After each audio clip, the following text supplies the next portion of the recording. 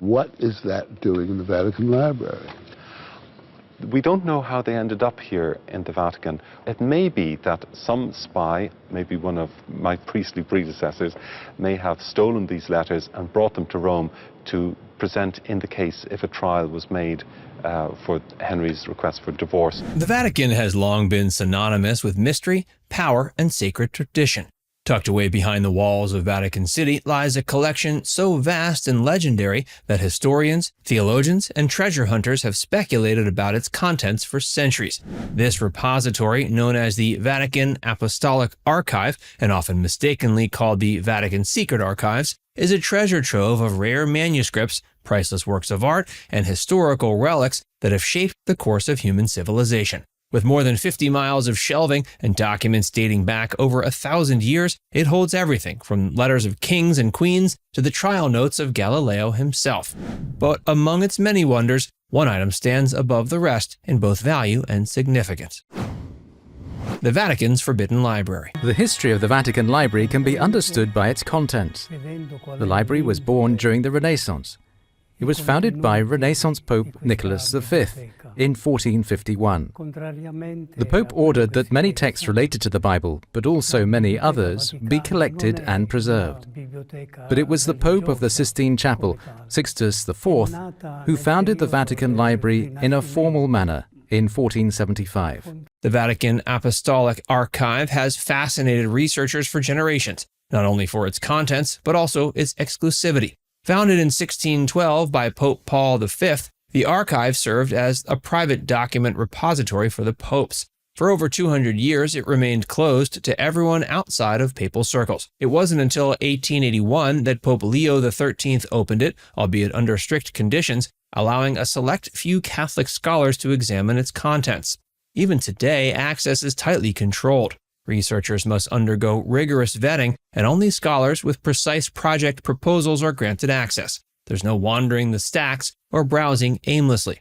The sheer scale of the archive is staggering. It contains more than 50 miles of shelving filled with documents dating back to the 8th century. Alongside official papal correspondence are trial records, state papers, and letters from some of the most influential figures in history. These documents include correspondence from Abraham Lincoln and Jefferson Davis during the American Civil War, Galileo's defense during his heresy trial, and even Mary, Queen of Scots' desperate plea to Pope Sixtus V before her execution. Despite occasional exhibitions, the vast majority of the collection remains unseen by the public. This inaccessibility fuels speculation about what lies within. Over the years, conspiracy theories have emerged, ranging from hidden prophecies to proof of extraterrestrial life. But while much of this talk leans towards fantasy, the known holdings are no less astonishing. They represent a living chronicle of world history, viewed through the lens of the Catholic Church's vast reach and influence. These archives provide insight into everything from global diplomacy to the private lives of monarchs, revolutionaries, and religious leaders. For many, the allure of the archive lies in its ability to bridge faith and history. It contains not only the documents of rulers and reformers, but also priceless theological texts and records of the Church's interactions with cultures around the world. Letters that changed the course of nations. Pius XII was afraid, certainly in the first years of the war, that the Nazis were going to win, and so he felt he had to plan for a Europe that was going to be under Nazi control with their pal Mussolini helping out. So his main concern in those earlier years, say 39 to 42, was to protect the Church in a time when Europe could be under Nazi control. It wasn't that he loved the Nazis, much less Hitler, but this was his thinking. Some of the Vatican's most valuable holdings aren't ornate artifacts, but simple letters, handwritten appeals, and decrees that altered the course of history. One such collection includes King Henry VIII's petition for an annulment of his marriage to Catherine of Aragon. In 1530, Henry sent a letter, more than 3 feet wide, signed by 81 members of Parliament and the clergy, pleading with Pope Clement VII to dissolve his marriage.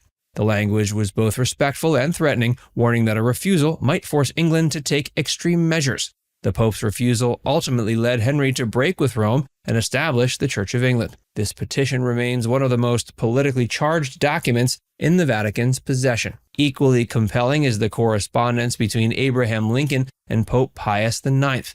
In 1863, during the height of the American Civil War, Lincoln requested that the Pope accept Union Brigadier General Rufus King as the U.S. representative to the Papal States. Around the same time, Confederate President Jefferson Davis wrote his own letter to Pius, seeking recognition of the Confederacy as an independent nation. While Davis's appeal ultimately failed, the fact that both leaders reached out to the Pope demonstrates the Vatican's influence as a moral and political authority on the world stage. Another poignant letter in the archives was written by Mary, Queen of Scots, shortly before her execution in 1587. Imprisoned for more than 2 decades by her cousin Elizabeth I, Mary begged Pope Sixtus V for intervention. Her letter is a mixture of desperation and defiance, professing her Catholic faith and challenging the legitimacy of the tribunal that condemned her. These letters preserve a deeply personal glimpse into the lives of people caught in the tumult of history. And then there's Galileo Galilei's correspondence with the Church, which forms part of the official record of his trial for heresy. His writings reflect both his scientific convictions and his attempts to reconcile them with the Church's authority. The documents are more than mere historical artifacts. They're reflections of humanity's struggle between faith, reason, and power. Art, relics, and sculptures beyond imagination. These rooms are located above the gallery with geographical maps of the Vatican museums. The shelves have a total length of 13 kilometers.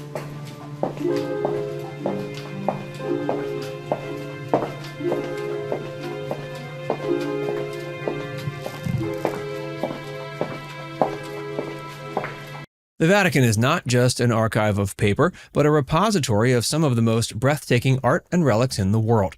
Among these treasures is Michelangelo's Pietà, a marble masterpiece created in 1497. Commissioned by Cardinal Jean de Villers-Lagrulas, the statue depicts the Virgin Mary cradling the lifeless body of Jesus after the crucifixion. Remarkably, Michelangelo sculpted the entire piece from a single slab of marble when he was only in his early 20s. Its delicate detailing and lifelike qualities have earned it a place as one of the greatest works of Renaissance art. Another striking piece is the Laocoon group, a Hellenistic sculpture depicting the Trojan priest Laocoon and his sons being attacked by serpents. Believed to date back to between 200 BC and 70 AD, this sculpture was unearthed in 1506 and has since become emblematic of human suffering and artistic brilliance. Its discovery had such a profound impact that even Michelangelo himself is said to have studied it closely. The illustrated manuscript of Dante's Divine Comedy, with drawings by the great Sandro Botticelli, offers a unique artistic interpretation of one of the most important literary works of the Middle Ages. Originally featuring 92 full-page illustrations, the manuscript now exists in fragments, with the Vatican holding some of the most prized sections, including the haunting Map of Hell. And then there's the Crux Vaticana, known as the Cross of Justin II. This reliquary allegedly contains the fragment of the true cross on which Christ was crucified. Gifted to Pope John III by the Byzantine Emperor Justin II, it has been safeguarded by the treasury of St. Peter's Basilica for centuries. The combination of spiritual significance and historical provenance makes it one of the Vatican's most sacred relics. Rare manuscripts and ancient texts. The library by nature is unknown because there are manuscripts of ancient texts, ancient scripts written in languages that not everyone has the ability to read. It can only be done by specialists. Therefore, it is not simply a matter of excluding people.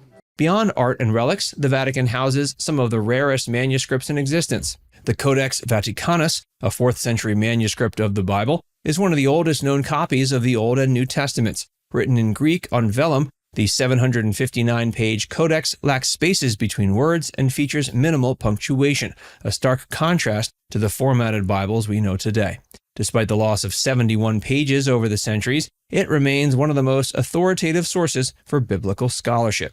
Another invaluable text is Papyrus 75, dating from approximately 175 to 225 CE.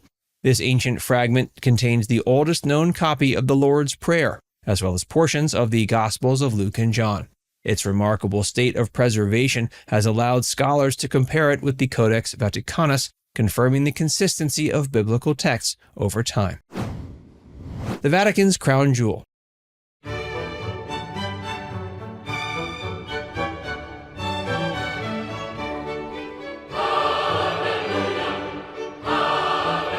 While the archives brim with priceless letters, relics, and manuscripts, one item is often regarded as the single most valuable treasure: the papal tiara.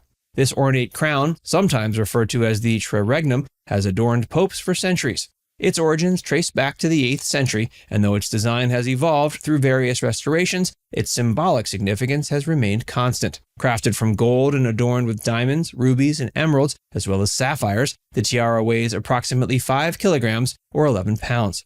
Each gemstone tells its own story, representing not just wealth, but the spiritual and temporal authority of the papacy. While Pope Francis has notably chosen not to wear the tiara, viewing it as an emblem of excess, its presence in the Vatican remains deeply symbolic. It represents the continuity of papal authority and the enduring legacy of the Church. Now it's time to hear from you. If you could look at one item in the archives, what would you choose? Let us know in the comments section below.